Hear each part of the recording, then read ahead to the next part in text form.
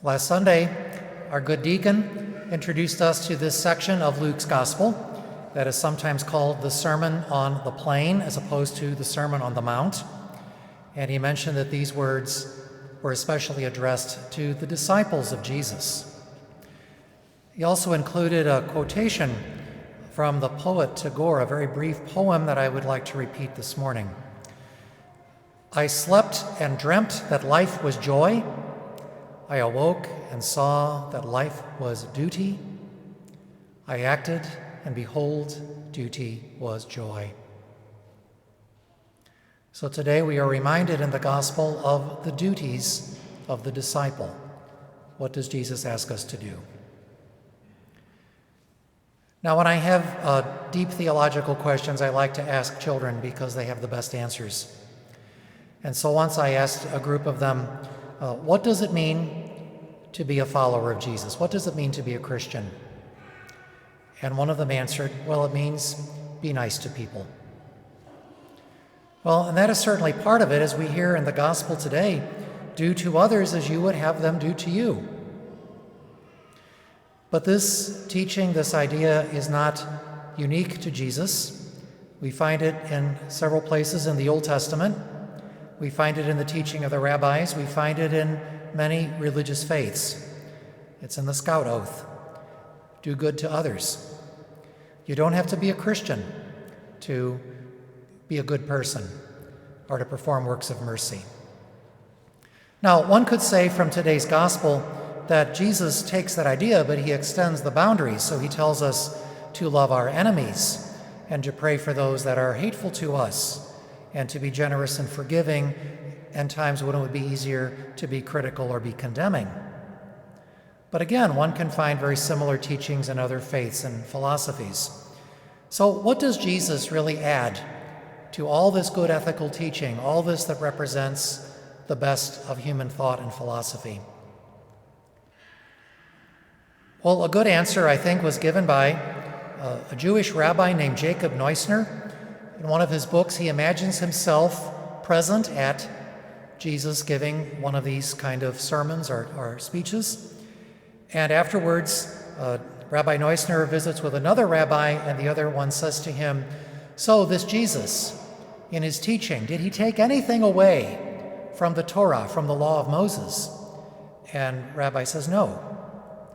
So then he asked him, well, did Jesus add anything to it? And he said, yes. He added himself. And to me, this is what distinguishes the disciple. This is really what it is to be a Christian.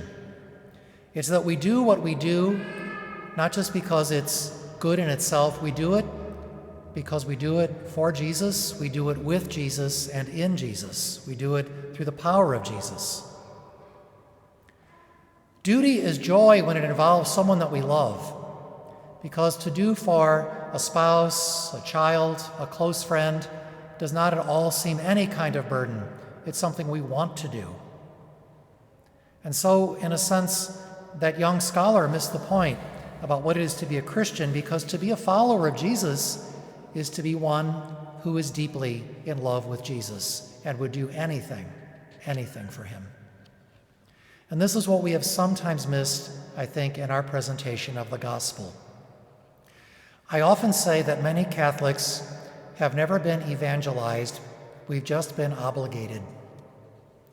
Like the rich man who approached Jesus to ask, what must I do to gain eternal life? We're always asking the question, what is required? What must I do? What is the teaching? What's the regulation? Maybe not to gain eternal life, but certainly to escape the other place. We'll see it when Lent comes around in just a couple of weeks as we ponder the rules and regulations of the Lenten season and think about what it is permitted to eat and what is forbidden, what we need to do, what we should not do. Throughout the year, people like to ask, what must I do to receive a sacrament? Does this Mass count for Sunday? Things like that. We're very good at finding out the fine points of our church laws.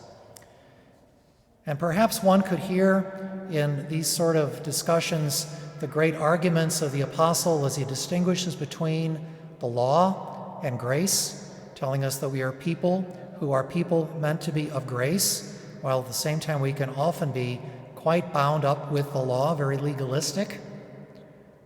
But it's not just external laws, because there are people who say, I don't accept these regulations of the church, I don't want anything to do with the church as an institution, and yet find themselves committed and very driven to other kinds of laws, and the laws that are harder to grasp because they are more about moods, the opinions of others, their own feelings at the moment. And certainly, while it is true that one's own well-formed conscience is the final authority in some of these things, we can let ourselves become mastered and obedient to these other things that really are just the feeling of the moment. So one does not so much hear, well, I didn't attend Mass because I was taking care of a seriously ill loved one, as much as I don't go because I don't get anything out of it, my friends don't go, I don't feel like it, things of that nature, something that is much more hard to break away from. And Jesus, in the gospel today, invites us to a different kind of freedom. He invites us to be free of these things that bind us and enslave us to a much richer life through our following of him.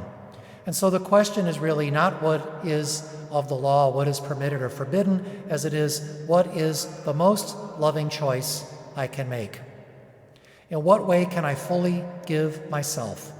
How can I be completely for God and for others, following the example of Jesus, who lived that way himself? A duty which is only an obligation from outside will hardly ever be a source of joy. But a duty which flows from a heart filled with love will always be joy.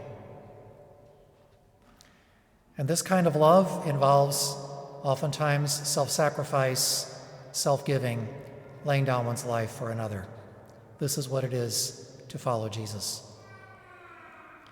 We come again today to the joy of the gospel. We hear it in word, and in a moment we will see it again in the liturgy of the Eucharist. For we will hear Jesus once again say to us, "This is my body given for you. This is my blood poured out for you. This is my whole self, my gift to you, given as the greatest possible act of his love for us." And then he simply says to us, "Do this."